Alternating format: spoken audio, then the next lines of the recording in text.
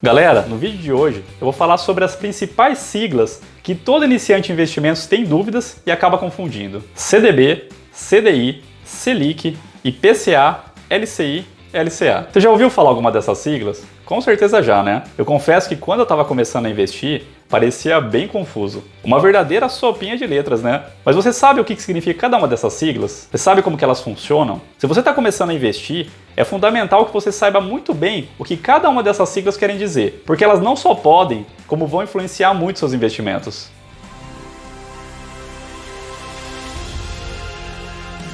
Fala galera rica, sejam bem-vindos a mais um vídeo aqui do canal. Então, indo direto ao ponto, vamos falar sobre alguns termos que costumam gerar muitas dúvidas em quem está começando a investir. Deixa eu ver por qual que eu vou começar. Essa daqui. Vamos começar com o CDB. O que essa sigla significa?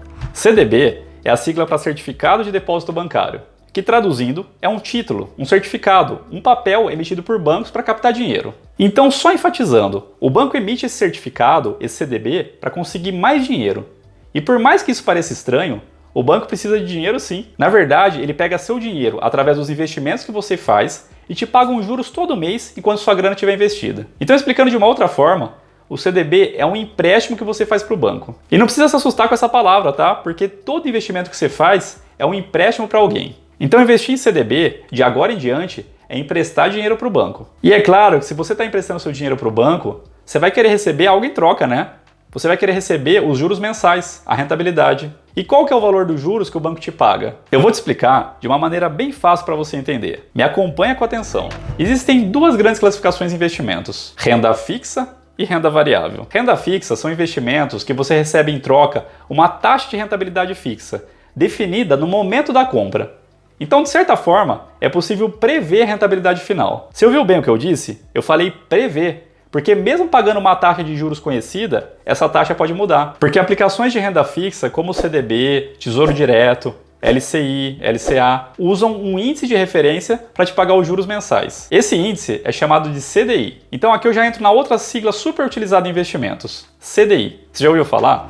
Geralmente quando você vai fazer um CDB, você sempre vai escutar algo do tipo: esse CDB paga 100% do CDI, esse outro paga 110% do CDI. Você escuta isso porque o CDB, para te pagar essa rentabilidade, geralmente te paga uma porcentagem desse CDI.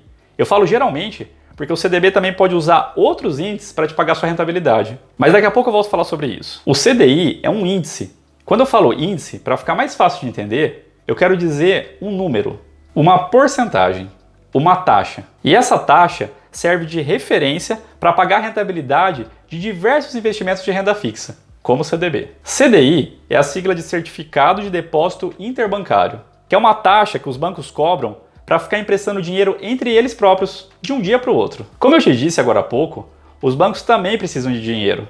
E é fácil entender isso. Imagine o Banco Itaú.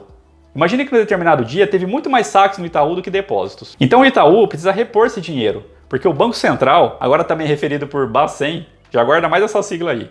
O Banco Central do Brasil é conhecido por Bacen. O Bacen é tipo o pai de todos os bancos. Entre várias funções que ele tem, é ele que faz a supervisão das instituições financeiras e o controle da inflação.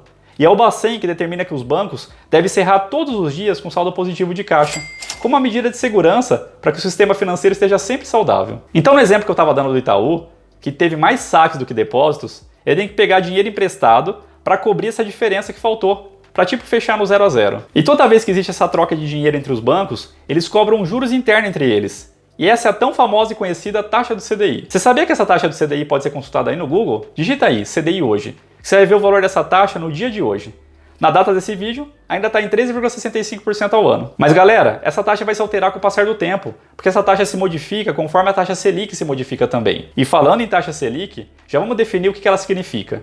Selic é a sigla para Sistema Especial de Liquidação e Custódia, mas a Selic é mais conhecida por ser a taxa básica de juros da economia brasileira, sendo utilizada como referência para diversas transações financeiras, como empréstimos, investimentos e financiamentos. O principal objetivo da Selic é controlar a inflação e manter a estabilidade econômica brasileira. Se essa taxa está alta, os empréstimos e financiamentos ficam mais caros. Mas para quem investe fica mais interessante, porque os juros pagos nos investimentos também ficam mais altos. E o contrário também é verdade. Se a taxa Selic cai, o juro dos empréstimos e financiamentos caem também. E para quem investe em renda fixa, pode não ser tão interessante, porque os juros serão mais baixos. A taxa Selic sobe e cai para controlar a inflação. Ela é um instrumento utilizado pelo governo para controlar a inflação e a atividade econômica do país. Quando o governo deseja frear o aumento dos preços e reduzir a inflação, ele pode aumentar a taxa Selic para tornar o crédito mais caro e estimular o consumo. Por outro lado, quando o governo quer estimular a economia e o crescimento, pode reduzir a taxa Selic para tornar o crédito mais barato e incentivar o consumo. Dessa forma, a taxa Selic é uma importante ferramenta para a política monetária do país e tem grande impacto na economia como um todo. E agora você já vai entender uma coisa bem legal que geralmente confunde a cabeça de quem está começando a investir. Se você investe em um CDB que paga 100% do CDI, quanto que vai render seu investimento? Muita gente acha que quando um CDB paga 100% do CDI, se você colocar R$100, no final do ano você vai ter R$200. Galera, não é nada disso. Isso está totalmente errado. Eu não falei que o CDB paga 100% do CDI? Quanto que está o CDI?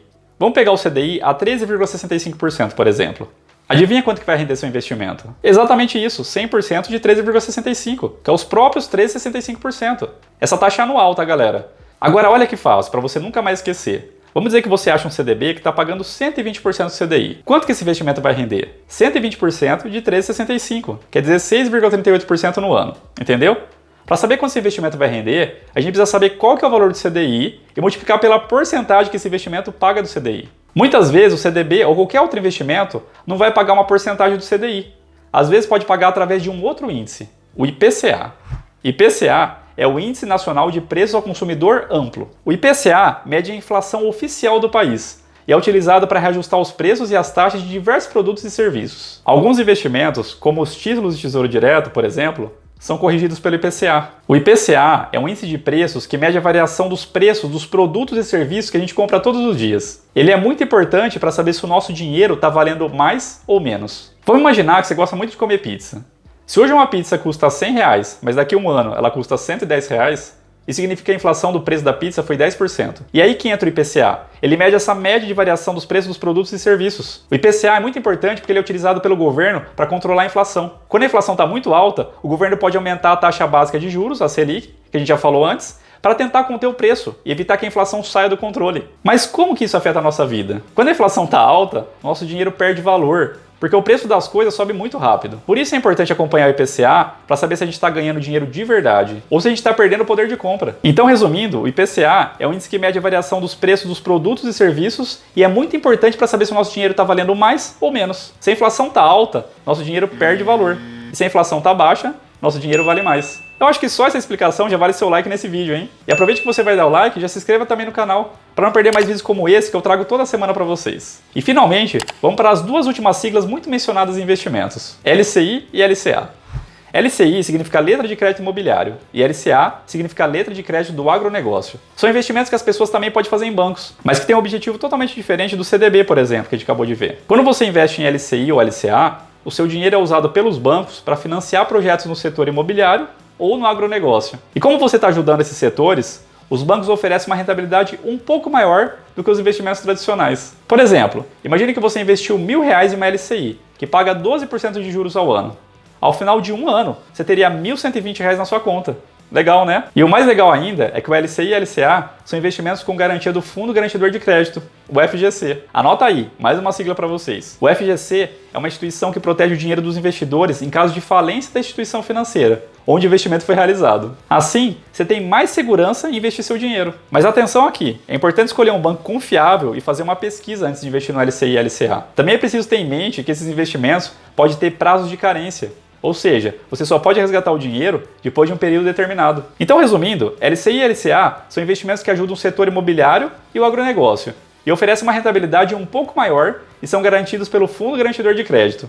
Mas é preciso escolher um banco confiável e ficar atento aos prazos de carência. É importante enfatizar que os investimentos em LCI e LCA são isentos de imposto de renda, o que significa que você não precisa pagar nenhum valor do seu lucro para o governo. Isso faz que esses investimentos sejam ainda mais atrativos para quem quer obter uma rentabilidade segura sem ter que se preocupar com os impostos. Se você quiser saber ainda mais detalhes sobre esse investimento e onde achar esse investimento para começar a investir, eu acho que você deveria assistir esse vídeo aqui. Até daqui a pouco. Tchau!